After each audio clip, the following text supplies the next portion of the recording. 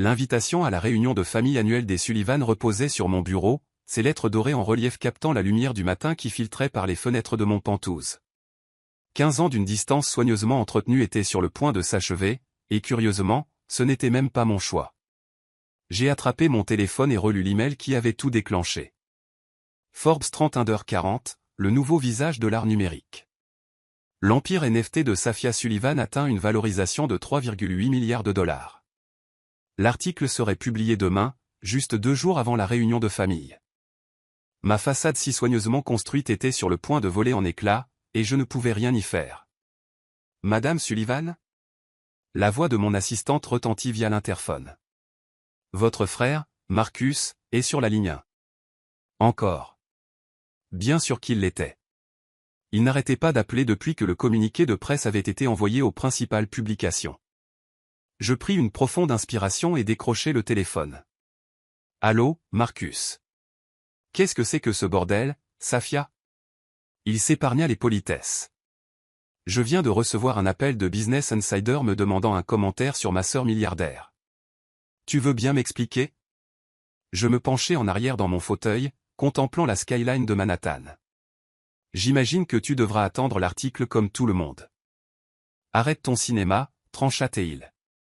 Pendant toutes ces années, tu nous as laissé croire que tu tirais le diable par la queue. Maman et papa se sont fait un sang d'encre pour toi. Je ne pus m'empêcher de rire. Un sang d'encre ? C'est comme ça que tu appelles ça ? Les sermons constants pour que je trouve un vrai travail ? Les commentaires désobligeants sur le fait que je gâchais mon potentiel ? Ils essayaient de t'aider.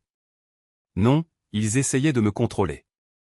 Exactement comme ils ont essayé de te contrôler, toi, et tu les as laissés faire.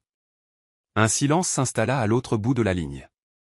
Marcus avait toujours été le bon fils, suivant le chemin soigneusement tracé par nos parents.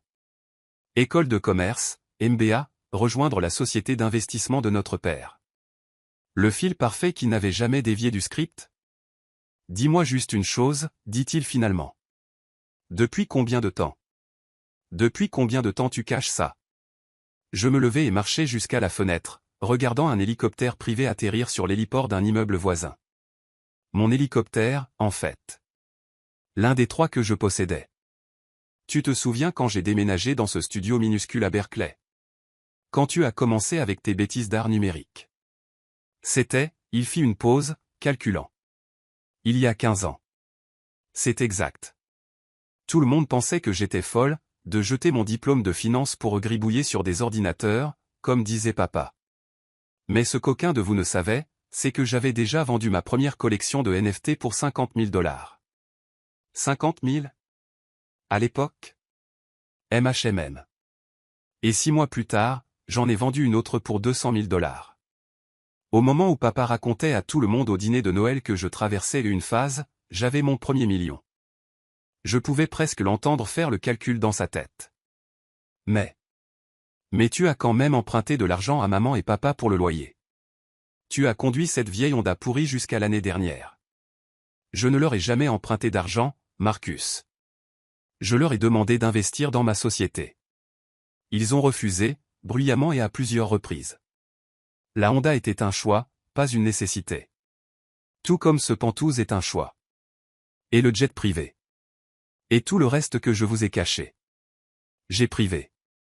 Sa voix s'étrangla. Putain, Safia. Comment ? Tu es riche à quel point, exactement ? Je souris, me souvenant de tous les dîners de famille où il m'avait traité comme la parente pauvre. La façon dont notre jeune sœur Olivia s'emparait ostensiblement de l'addition, s'assurant que tout le monde sache qu'elle aidait sa sœur artiste en difficulté.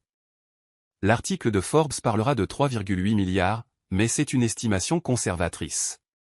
Le vrai chiffre est plus proche des 5. Le son que Marcus émit tenait à la fois du hoquet et de l'étouffement.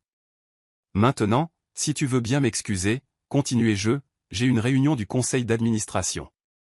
Oh, et Marcus ? On se voit à la réunion de famille. Je pense faire une entrée remarquée. Je raccrochai avant qu'il ne puisse répondre et appuyai sur l'interphone. Sarah, est-ce que tout est prêt pour la réunion ? Oui, Madame Sullivan. Le jet est ravitaillé et prêt. Le service de voiture est organisé pour récupérer tous les membres de la famille en Rolls-Royce.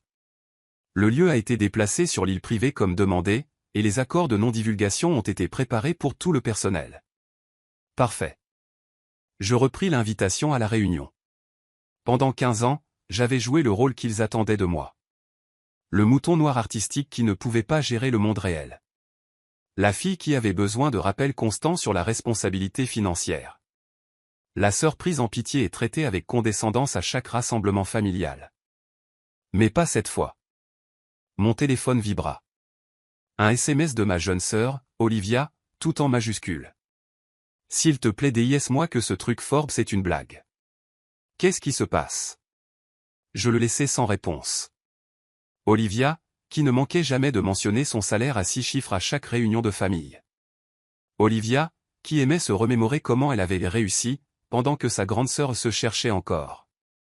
L'interphone sonna de nouveau. Madame Sullivan, vos parents sont tous les deux sur la ligne. Dites-leur que je suis en réunion. Et Sarah, appelez l'héliport.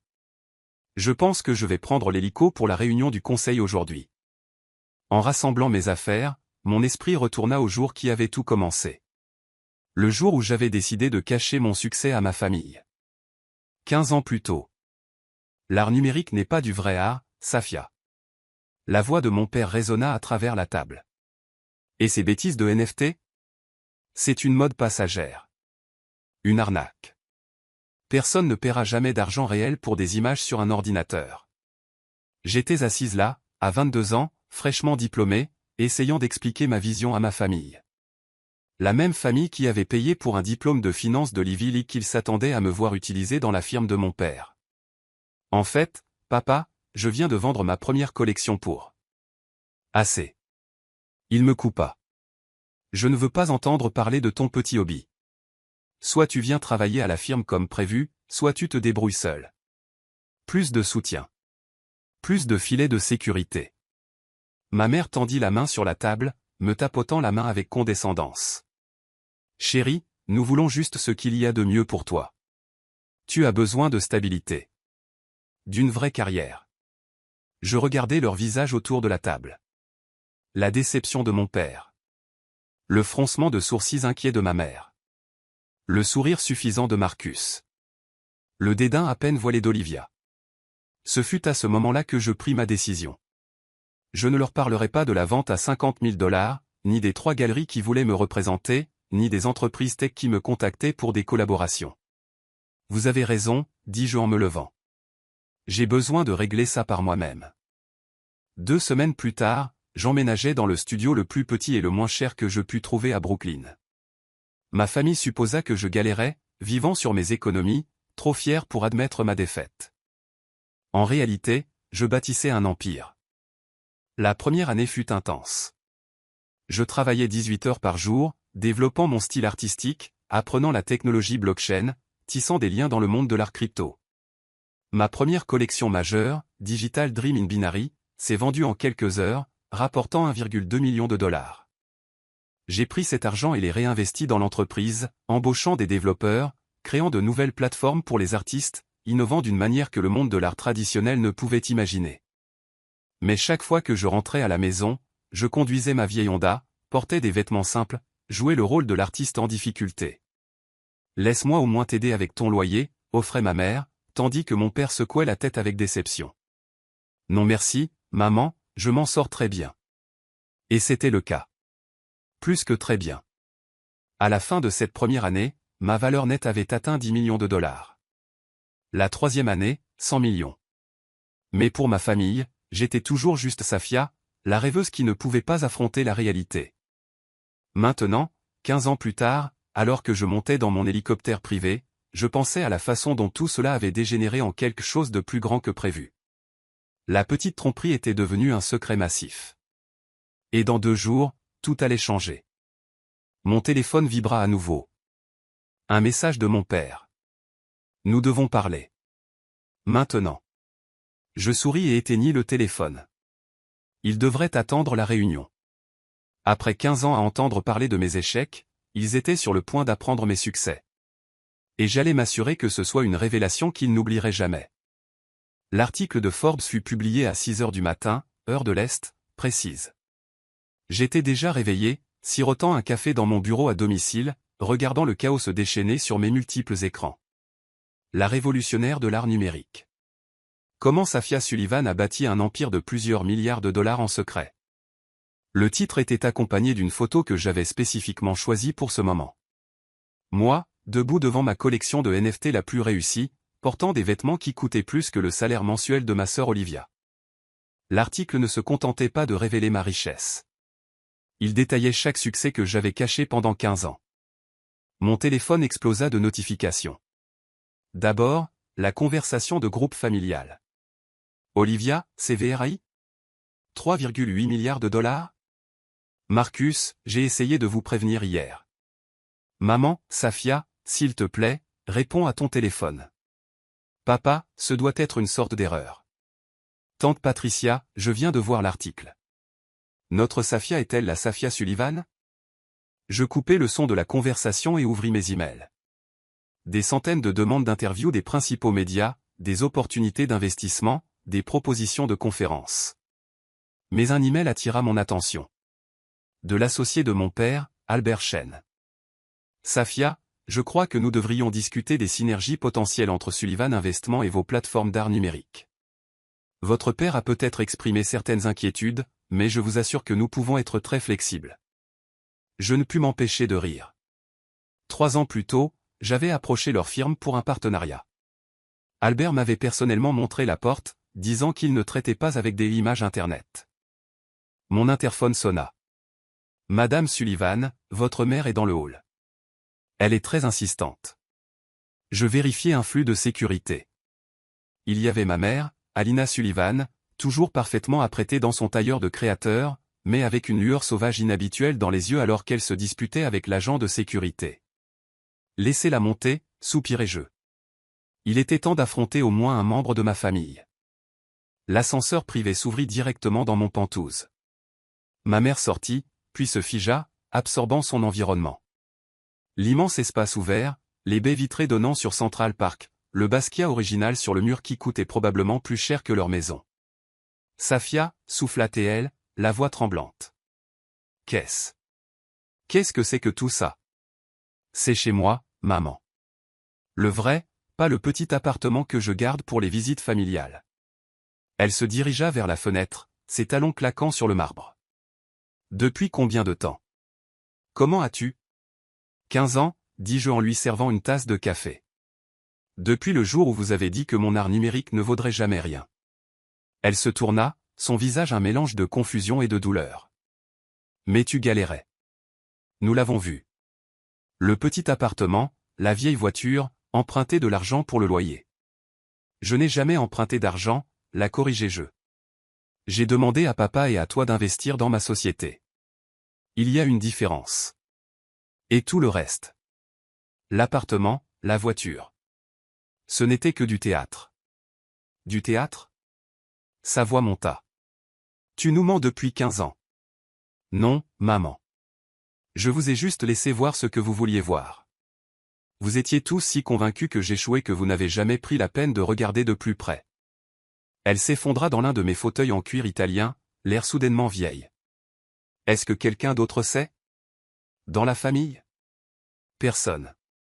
Enfin, Marcus l'a découvert hier quand le communiqué de presse est sorti. Je suppose qu'il a essayé de vous prévenir. Elle hocha faiblement la tête. Il a appelé.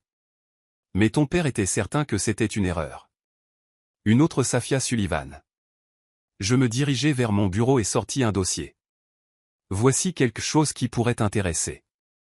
L'opportunité d'investissement que j'ai essayé de présenter à papa il y a 3 ans. S'il avait investi le $1 million que je demandais, sa part vaudrait aujourd'hui environ $100 millions. Ses mains tremblaient en prenant le dossier. Il a dit que tu voulais la charité. Que tu étais trop fier pour admettre que ton art ne fonctionnait pas, et tu l'as cru. Tout comme tu l'as cru à propos de ma vie d'artiste en difficulté. Dis-moi, maman.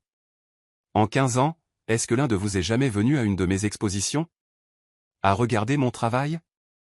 À ne serait-ce que taper mon nom sur Google? Elle ne put soutenir mon regard. C'est bien ce que je pensais.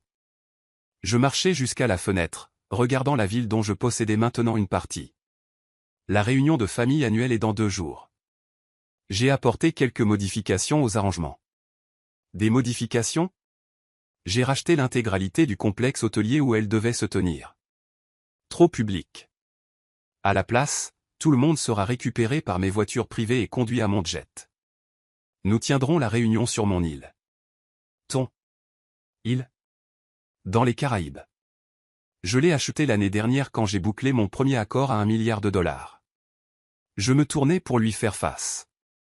Et maman? Cette fois, ce ne sera pas moi qui m'assiérai tranquillement pendant que tout le monde parle de ses succès. Cette fois, j'ai des choses à dire. Elle se leva, lissant sa jupe de ses mains tremblantes. Ton père. Quand il verra tout ça. Quand il verra tout ça, il devra enfin admettre que sa petite fille qui jouait avec des images d'ordinateur a construit quelque chose de plus grand que tout son héritage familial. Je souris. Et ce n'est que le début. Je la raccompagnai à l'ascenseur. Mais avant qu'elle ne puisse entrer, j'ajoutai une dernière chose. Oh, et maman? Cette Bentley dont tu rêves, mais que papa trouve trop chère. J'en ai acheté 3 le mois dernier. Juste parce que je le pouvais. Les portes de l'ascenseur se refermèrent sur son visage choqué. Dès qu'elle fut partie, j'appelai mon assistante. Sarah, est-ce que tout est prêt pour la réunion? Oui, Madame Sullivan. Le personnel de l'île est préparé. Les dossiers documentaires ont été assemblés pour chaque membre de la famille, montrant exactement quand ils ont rejeté vos opportunités d'investissement et ce que ces parts vaudraient aujourd'hui. Et la présentation vidéo de la chronologie de votre succès est prête. Parfait. Je pris mon téléphone et répondis enfin au groupe familial avec un unique message, j'ai hâte de vous voir tous à la réunion. Habillez-vous convenablement pour une île privée. Le transport sera fourni. Ensuite, j'ouvris mon ordinateur portable pour vérifier le marché. L'article de Forbes avait fait grimper en flèche les actions de ma société. Un autre milliard ajouté à ma fortune avant le petit déjeuner. Je pensais à mon père, probablement assis dans son bureau à cet instant, essayant de comprendre comment sa fille ratée était discrètement devenue l'une des personnes les plus riches du pays. À ma sœur Olivia, qui aimait se vanter de son salaire à 6 chiffres et de sa maison de vacances dans les Hantons, réalisant que je pouvais acheter sa vie entière avec ce que je gagnais en intérêt chaque jour.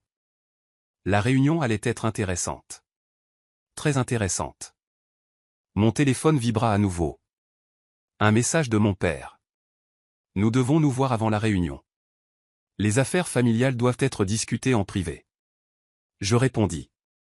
Tout sera discuté à la réunion, papa. Après tout, n'est-ce pas à cela que servent les réunions de famille? Partager nos succès? Puis j'appelai à nouveau Sarah. Contactez l'équipe de design. Je veux que l'héliport de l'île soit repeint avant la réunion. Et assurez-vous que mon nom soit visible depuis les airs quand ils atterriront. C'est déjà fait, Madame Sullivan. Autre chose? Je pensais à 15 ans de condescendance, de pitié, d'être traité comme l'échec de la famille. Oui. Assurez-vous que l'article de Forbes soit encadré et accroché dans chaque pièce du complexe de l'île. Je veux que ce soit la première chose qu'il voit, ou qu'il se tourne. En raccrochant, je vis mon reflet dans la fenêtre. Réussie, puissante, et enfin prête à montrer à ma famille exactement qui j'étais devenu pendant qu'ils étaient occupés à douter de moi. Le compte à rebours avant la réunion avait commencé. Le jour de la réunion de famille Sullivan se leva, clair et lumineux. Je me tenais sur le tarmac de mon aérodrome privé, regardant 3 Rolls-Royce approcher en formation. Ma famille était arrivée. Les voitures s'arrêtèrent et les portières s'ouvrirent. D'abord mon père, sa prestance habituelle quelque peu diminuée. Ma mère, semblant toujours secouée par notre rencontre 2 jours plus tôt. Marcus, Olivia, et divers oncles, tantes et cousins suivirent, arborant tous des expressions allant du choc au ressentiment à peine dissimulé. Et là, au centre, se trouvait mon jet privé étincelant, avec « Sullivan Digital Empire » blasonné sur son flanc en lettres élégantes. « Bienvenue à tous », dis-je, ma voix portant sur le tarmac. J'espère que le voyage a été confortable. Safia, mon père s'avança, essayant de retrouver son ton autoritaire. C'est inutile. Nous aurions pu avoir une très bonne réunion au complexe hôtelier. Je souris. Le complexe était trop public, papa. De plus, je pense qu'il est temps de créer de vrais liens familiaux. Sur mon île. Ton île, marmonna Olivia, serrant son sac à main de créateur comme un bouclier. Bien sûr que tu as une île. Le vol fut pour le moins intéressant. Alors que les membres de ma famille s'installaient dans la cabine luxueuse, leurs yeux furetaient partout, admirant les détails opulents, les finitions en or massif, les pièces d'art rares, le champagne millésimé servi par un personnel impeccablement formé. Est-ce que c'est un vrai Picasso, chuchota tante Patricia, fixant l'œuvre d'art montée sur une paroi de la cabine. Oui, répondis-je nonchalamment. Je l'ai acheté l'année dernière, avec quelques autres. Mon père s'éclaircit la gorge. Safia, peut-être devrions-nous discuter. Nous discuterons de tout quand nous atterrirons, papa. Pour l'instant, profitez du vol. Le champagne est particulièrement bon. Il a coûté plus que les bénéfices trimestriels de ton entreprise. Il tressaillit. Bien. 2 heures plus tard, nous commencions notre descente. À travers les hublots, mon île privée apparut. 120 hectares de paradis tropical, avec un complexe hôtelier ultramoderne en son centre. Et là, visible depuis les airs, comme je l'avais prévu, mon nom en lettres assez grandes pour être vu de l'espace. Safia Sullivan. Alors que nous atterrissions, j'entendis Olivia halter. L'héliport était entouré d'écrans affichant mes collections de NFT les plus réussies, chacune avec son prix de vente bien en évidence. Des millions et des millions de dollars en art numérique projetés sur des écrans massifs.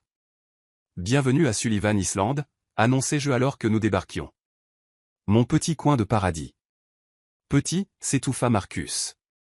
Le complexe hôtelier s'étendait devant nous, un chef-d'œuvre d'architecture moderne mêlé harmonieusement à la beauté naturelle. Les chambres de chacun ont été attribuées, continuai-je. Vous y trouverez des documents de lecture. Je vous suggère de les examiner avant le dîner. Les documents de lecture étaient soigneusement sélectionnés pour chaque membre de la famille. Pour mon père, la documentation de chaque opportunité d'investissement qu'il avait rejetée, accompagnée des valorisations actuelles. Pour Olivia, une comparaison de son salaire annuel par rapport à ce que je gagnais en intérêt chaque jour. Pour Marcus, les détails de la façon dont sa firme avait perdu des millions en refusant de travailler avec ma société. Je leur laissai 1 heure pour s'installer et digérer l'information. Puis je les fis convoquer dans la salle à manger principale. La pièce était un chef-d'œuvre de design, avec des baies vitrées donnant sur l'océan. Une table massive dominait l'espace, chaque couvert valant probablement plus que la voiture de la plupart des gens. Et sur chaque mur, cet article de Forbes, magnifiquement encadré. Ma famille entra lentement, l'air abasourdi. Ils s'étaient changés pour le dîner, mais même leurs vêtements coûteux semblaient étrangement inadéquats dans ce décor. Veuillez vous asseoir, fis-je en désignant la table. Nous avons beaucoup de choses à discuter. Safia, commença mon père dès que tout le monde fut assis. Je pense parler au nom de tous en disant que nous sommes surpris. Surpris? Je ris doucement. C'est un choix de mots intéressant. Pas en colère que je vous ai trompé. Pas blessé que j'ai caché mon succès. Juste. Surpris? Nous ne savions pas, dit ma mère à voix basse. Vous ne vouliez pas savoir, la corrigeai-je. Chaque fois que j'essayais de vous parler de mon travail, vous changiez de sujet. Chaque fois que je vous proposais des opportunités d'investissement, vous les rejetiez. Vous étiez si convaincu que j'échouais que vous ne pouviez pas voir mon succès, même quand il était juste devant vous. Mais l'appartement, intervint Olivia. La vieille voiture. Toutes ces fois où tu m'as laissé payer le dîner parce que je pensais. Point parce que tu pensais que je ne pouvais pas me le permettre, terminai-je pour elle. Tu as apprécié ça, Olivia? Jouer à la sœur qui a réussi? T'assurer que tout le monde sache que tu aidais la pauvre Safia en difficulté? Elle eut au moins la décence de paraître honteuse. Laissez-moi vous montrer quelque chose, dis-je en appuyant sur un bouton. Des écrans descendirent du plafond, affichant la chronologie de mon succès parallèlement à leurs commentaires méprisants au fil des ans. 2008, l'art numérique n'est pas du vrai article. Papa, ma première collection se vend 50 000 $. 2010, quand vas-tu trouver un vrai travail? Maman, la valorisation de l'entreprise atteint 10 millions de $. 2015, au moins, je peux me permettre d'aider ma sœur. Olivia, ma valeur nette dépasse 500 millions de $. 2020, nous n'investissons pas dans des images Internet. La firme de papa, la valorisation de l'entreprise atteint 1 milliard de $. Chaque doute, chaque rejet, chaque commentaire condescendant, dis-je calmement. Je me souviens de tous. Et avec chacun d'eux, j'ai construit quelque chose de plus grand. Pourquoi? La voix de mon père se brisa. Pourquoi le cacher? Parce que vous aviez besoin d'apprendre quelque chose. Vous tous. Le succès n'a pas qu'une seule apparence. L'innovation ne suit pas votre chemin prédéterminé. Et parfois, l'enfant que vous avez considéré comme un échec pourrait bien être celui qui réussit au-delà de vos rêves les plus fous. Je me levai, marchant vers la fenêtre. Savez-vous ce qui a été le plus dur? Pas le secret. Pas de prétendre galérer. C'était de vous regarder célébrer la médiocrité tout en rejetant la véritable innovation. La médiocrité, s'hérissa Marcus. Oui, la médiocrité. Tu as suivi le chemin sûr de papa, Marcus. Tu as pris le travail qu'il voulait que tu prennes. Tu as fait les investissements sûrs. Et toi, je me tournai vers Olivia, tu te vantais de ton salaire à 6 chiffres pendant que je gagnais cette somme en quelques minutes. Ça suffit. Mon père se leva. Tu as marqué ton point. Nous avons eu tort. C'est ce que tu veux entendre? Non, papa. Ce que je veux, c'est que tu comprennes. Vraiment. Ceci, fis-je un geste vers le luxe qui nous entourait, n'est pas une question d'argent. C'est une question de vision. La vision que vous ne pouviez pas voir parce que vous étiez trop occupé à vous accrocher au passé. J'appuyai sur un autre bouton, et de nouvelles images apparurent sur les écrans. Mon dernier projet, une plateforme révolutionnaire qui transformerait la façon dont l'art numérique est créé, acheté et vendu. Ceci sera lancé le mois prochain, dis-je. Les estimations prudentes évaluent sa valeur à 10 milliards de dollars. Je vous montre ça parce que pour une fois, je veux que vous voyiez ce que je construis avant que ça n'arrive. Fini de le rejeter. Fini de douter. La pièce devint silencieuse alors qu'ils absorbaient les implications. Finalement, ma mère parla. Nous sommes fiers de toi, Safia. Nous aurions dû l'être depuis le début. Merci, maman. Mais je n'ai pas fait ça pour votre fierté. Je l'ai fait parce que c'était mon rêve, ma vision. Et maintenant, je souris, c'est mon empire. Et maintenant, que se passe-t-il? Demanda Marcus. Maintenant? Maintenant, nous dînons. En famille. Mais cette fois, nous le ferons à ma façon. Fini de prétendre. Fini de se cacher. Et demain, nous visiterons l'île, et je vous montrerai exactement ce que votre fille, sœur et nièce a construit pendant que vous ne regardiez pas, je levai mon verre. À la vérité. Enfin. Ils levèrent leur verre, l'air quelque peu hébété. Le reste de la soirée se passa dans un tourbillon de plats gastronomiques, de vin fin et de conversations qui se détendaient progressivement. Ma famille commençait à me voir. Vraiment me voir. Pour la première fois en 15 ans. Alors qu'ils se retiraient dans leur chambre cette nuit-là, je restais dans la salle à manger, regardant l'océan au clair de lune. Mon assistante, Sarah, apparut à mes côtés. « Est-ce que ça en valait la peine ?» demanda-t-elle doucement. La grande révélation. Je pensais au visage. Au choc. À la prise de conscience. À la compréhension graduelle. Oui, dis-je. Mais pas pour les raisons que j'attendais. Il ne s'agissait plus de leur prouver qu'ils avaient tort. Il s'agissait d'être enfin libre d'être complètement moi-même. Et demain, je souris. Demain, nous leur montrons le futur. Leur monde sûr et prévisible d'investissement traditionnel et de succès conventionnel est terminé. Il est temps pour eux de comprendre que la fille qu'ils considéraient comme une rêveuse ne faisait pas que rêver. Elle construisait un nouveau monde pendant qu'ils ne regardaient pas. Plus tard dans la nuit, je trouvai un mot qui avait été glissé sous ma porte. De l'écriture de mon père, j'avais tort. Pas seulement à propos des affaires, mais à propos de tout. Tu n'as pas seulement réussi. Tu as révolutionné une industrie entière. Je suis désolé de ne pas avoir pu le voir plus tôt. Papa. Je plaçai le mot dans un cadre, juste à côté de mon premier reçu de vente de NFT à 50 000 $. Un rappel d'où j'avais commencé et du chemin parcouru. Le lendemain matin, alors que je regardais ma famille se rassembler pour le petit déjeuner, leurs attitudes subtilement changées, je réalisais quelque chose d'important. Le succès, ce n'est pas seulement prouver aux autres qu'ils ont tort. Parfois, c'est se prouver à soi-même qu'on avait raison. Et parfois, la victoire la plus douce n'est pas dans la révélation du succès, mais dans la connaissance tranquille que vous avez construit quelque chose d'extraordinaire pendant que tous les autres étaient occupés à douter de vous. Mon téléphone vibra avec une alerte info. Sullivan Digital Empire annonce une nouvelle plateforme révolutionnaire. Le futur appelait, et cette fois, ma famille le regarderait se dérouler en temps réel. Fini de se cacher. Fini de prétendre. Juste le succès, selon mes propres termes.